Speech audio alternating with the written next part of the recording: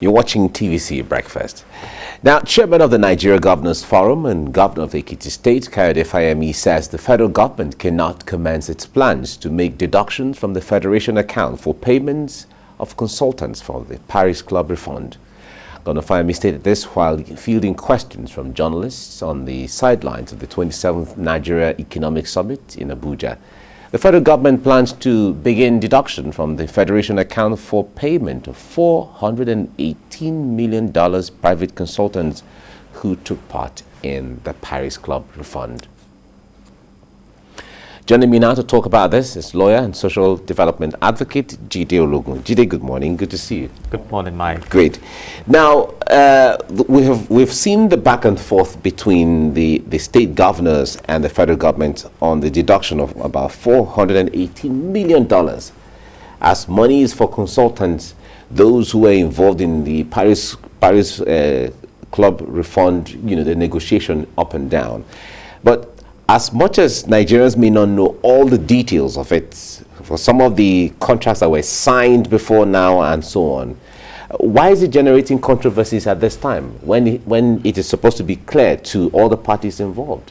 It's because of the loophole aspect of it. You can imagine $418 million That's a to lot of consultants. Money. That's a lot of money. Consulting between state government, local government, and the federal government on the Paris Club Refund. And don't forget that the Paris Club Refund came about as a result of writing off the debt of Nigeria between 1995 and 2002, and I think in 2006 we paid about $12 billion to write off $18 billion collected from the Paris International Creditors Club.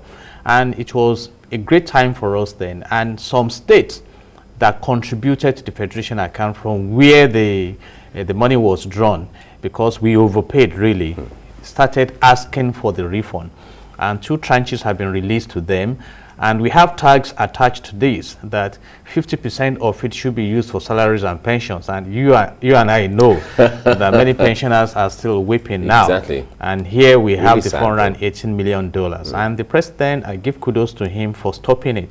And some have likened it to what happened with the P&ID contract, where we were slammed with $10 billion, a contract that was never executed. And I recall also that in the course of the Abuja loot recovery, a Swiss lawyer who has been paid to handle that recovery, the Attorney General of the Federation, Malami, went ahead to still pay some Nigerian lawyers about $17 million, about $5 million above what the...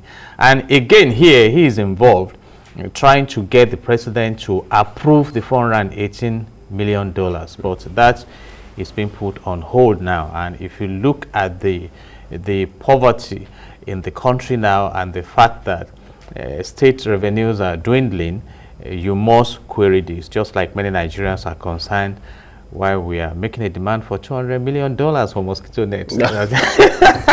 It was actually very, so when I saw that headline, it was really accountability and being responsible to the pulse of the nation now. We have a lot of issues.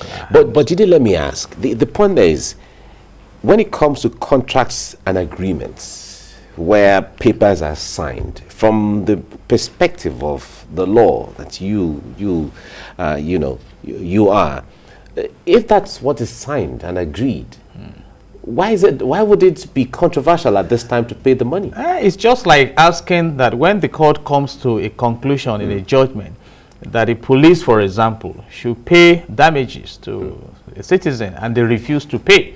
So you are likely to have signed a contract, but if the authority decide not to honor the contract, what would have happened? I made reference to the P&ID contract, signed but not executed. So you can go for it, and it's a brilliant thing to want to know the need for consultants in this simple, it's just like a consultant coming between you and I discussing now to say, okay, for listening to our conversation, we must pay him $1 million. So these are some of the elements of corruption. And if you read Section 15, subsection 5 of the Nigerian Constitution 1999 as amended, it says that the state shall abolish every corrupt practice and abuse of office. So we are expected to be prudent. Like I mentioned earlier, Nigeria did well by paying off our debt at a time, to the Paris Club. And if some states were overcharged and we are returning these funds should be judicially engaged. But let me ask, the 2 tranches that have been released, what have you done with it? So you can see that right now the federal government is even shouting that the revenue available for sharing is dwindling, and NNPC also has cautioned that there will be zero remittance to the Federation account, and that is why also Governor Wike has quickly gone ahead to put a hold on the FIRS collection of taxes in the state. So by and large, we need to be prudent as a nation, and I'm so glad our president is speaking in Saudi Arabia, about investing in people, securing the future, and ensuring that we have an inclusive opportunity to bring peace and prosperity to the people. All right. So in this, before we go, in this amounts of money, is $418 million. What scenarios do you see playing out going forward? Because the state governors have decided, when it comes to the allocation and all of that, please, we don't want to touch that for now, and so on. So as a way of protesting what the federal government wants to do, what scenarios do you see playing out? You need to query the roles of the consultants. And if you have inadvertently committed the states to what should not be, then it can be reversed. In fact, some of us are beginning to think in the direction of taking governance beyond the level it is now by saying, okay, if you have been strongly responsible for moving the indebtedness of Nigeria from 12.12 trillion naira in March 2015 to 35 trillion naira in 2021, then even when you leave office, you may be personally accountable for that indebtedness. And I think if the National Assembly moves in the direction of shielding the country from a future mortgage, so that when you are in office, you limit yourself to the confines of prudence, we can help the future. But in a situation where people just go in, commit the state to different kinds of crises, it doesn't speak well for us. All right. We have to leave it here now. Thank you so much, Jide Ologun, for coming on the program. Thank you. And God help Nigeria. Amen. That's our prayer.